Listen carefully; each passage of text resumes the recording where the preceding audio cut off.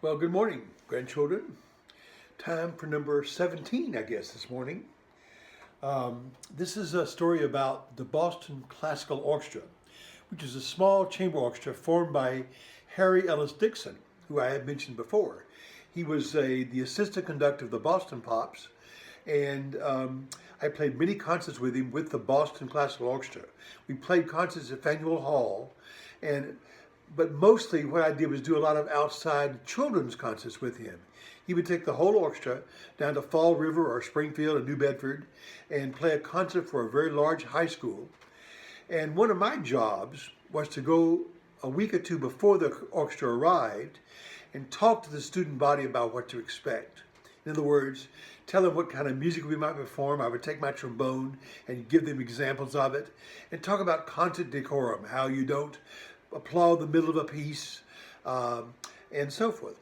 And I would carefully describe to the high school kids before the orchestra arrived that part of the program would be an instrument demonstration. The principal players of the orchestra would stand up and play a little selection on their instrument to demonstrate their instrument to the kids. So the violin, viola, cello, and bass would play, and then the flute, oboe, clarinet, bassoon. In most cases in these concerts, there was only one of us apiece. There'd be one trombone, one trumpet, and so forth. And then trumpet, French horn, trombone, and then percussion. So I would describe how these musicians would just stand up and you should politely applaud to them. But I said, but it's very important that when the trombone player stands up and gives his demonstration, that you give your most voracious, violent applause for him.